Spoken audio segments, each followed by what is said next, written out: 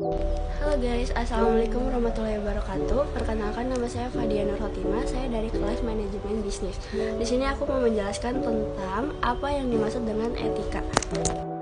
Nah, jadi apa sih pengertian dari etika itu? Menurut Kamus Besar Bahasa Indonesia, etika adalah ilmu tentang apa yang baik dan yang buruk mengenai hak dan kewajiban moral, kumpulan asas atau nilai yang berhubungan dengan akhlak dan nilai benar atau salah yang dianut dalam masyarakat secara etimologi. Etika juga berasal dari bahasa Yunani atau ethos yang artinya karakter, watak, dan kesusilaan, juga adat kebiasaan. Nah, jadi secara keseluruhan itu istilah dari etika adalah merupakan landasan dasar atau pertimbangan setiap perilaku manusia berhubungan bidang keilmuan. Nah, selanjutnya tujuan dari etika. Nah, etika ini juga dia mempunyai tujuan. Apa sih tujuan dari etika? Nah, yang pertama ini tujuannya, etika termasuk cabang ilmu pengetahuan yang mempelajari nilai dan norma. Etika meliputi kebiasaan sopan, santun, moral dalam kehidupan sehari-hari. Nah, yang kedua, etika adalah sarana untuk berorientasi pada kehidupan manusia. Ketiga, mempunyai kedalaman sikap, bisa melatih kemandirian dan tanggung jawab untuk kehidupan. Memberitahu kepada orang lain bagaimana mereka bisa pribadi yang lebih baik, memimpin ke pengembangan masyarakat menuju kehidupan yang damai, sejahtera, tertib, dan harmonis. Nah, lanjut kita ke macam-macam etika. Yang pertama kita ada di etika umum. Apa sih yang dimaksud dengan etika umum? Etika umum adalah etika yang berhubungan dengan kondisi dasar etika perilaku manusia. Etika secara umum juga mengacu pada orang membuat keputusan etis, teori etika, dan prinsip-prinsip moral dasar yang memacu perilaku manusia. Yang kedua, kita ada di etika khusus. Nah, etika khusus ini adalah bentuk etika yang menerapkan konsep moral standar pada situasi kehidupan tertentu. Etika ini juga dia terbagi menjadi dua. Yang pertama ada etika pribadi dan etika sosial. Lanjut kita yang ketiga nih. Ketiga kita ada etika deskriptif, yang dimana adalah berbagai kategori yang secara kritis dan rasional mencakup perilaku dan tindakan manusia secara apa yang diinginkan manusia dalam kehidupan sebagai sesuatu yang diyakini layak untuk menerapkan dalam kehidupan.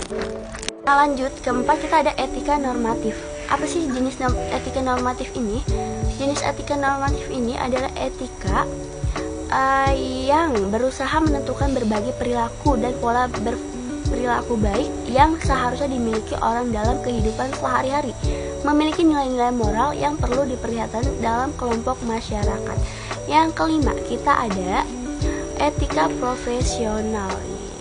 Etika profesional ini adalah etika yang Anda patuhi sebagai karyawan atau anggota profesional, atau jika Anda dilatih atau dididik untuk bekerja dalam profesional tertentu ya.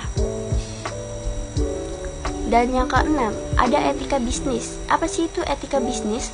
Etika bisnis ini adalah dapat didefinisikan secara blueprint, prinsip dan nilai yang mengatur keputusan dan tindakan dalam berperusahaan. Dalam dunia bisnis, arti budaya organisasi menetapkan standar untuk memastikan perbedaan antara pengambilan keputusan dan perilaku yang baik dan buruk. Nah, next kita ada di manfaat etika. Seseorang memiliki rasa tanggung jawab dipakai sebagai pedoman dapat meningkatkan kredibilitas perusahaan dan organisasi, menjaga ketertiban dan keteraturan dalam organisasi atau perusahaan, menjadi kontrol sosial, dapat meningkatkan kesejahteraan masyarakat, bisa melindungi hak anggota pekerja, dipakai sebagai acuan untuk memecahkan masalah internal dan eksternal. Nah, yang ketiga ini ada berperilaku sopan. Nah, ini penting banget nih guys. Berperilaku sopan ini penting banget dalam kehidupan sehari-hari. Berperilaku sopan adalah salah satu contoh perilaku etika dalam kehidupan sehari-hari yang bisa dilakukan di rumah, di kantor, di sekolah, di kampus, atau dimanapun. Ini penting banget ya guys. Dengan berperilaku sopan, maka akan banyak orang yang menghargai kita. Keempat, ada menghargai pendapat orang lain nih. Setiap pendapat yang seseorang miliki belum tentu sama dengan pendapat orang lain. Oleh sebab itu, setiap individu harus bisa saling menghargai atas perbedaan pendapat yang dia punya. Menghargai setiap perbedaan pendapat merupakan salah satu contoh perilaku etika juga loh. Lanjut kita yang kelima, ada membantu orang lain yang sedang membutuhkan. Nah, ini juga sangat-sangat penting loh. Hidup akan menjadi lebih indah apabila kita membantu orang lain yang sedang membutuhkan bantuan. Dengan bantuan yang kita berikan, maka seseorang yang dibantu akan senang. Jadi sebisa mungkin cobalah bantu orang lain ketika sedang membutuhkan bantuan atau pertolongan. Nah, yang terakhir kita bisa simpulkan mengenai etika. Jadi kesimpulannya, etika merupakan nilai yang sejatinya telah melekat pada individu dan sangat dibutuhkan dalam bersosialisasi. Hal itu karena etika akan menjadi jembatan agar terciptanya suatu kondisi yang diinginkan di dalam kehidupan bermasyarakat. Maka dari itu, tanamkan dalam diri etika yang baik agar hubungan sesama berlangsung dengan baik pula. Dah segitu aja presentasi yang bisa saya sampaikan. Apabila ada kesalahan kata mohon dimaafkan.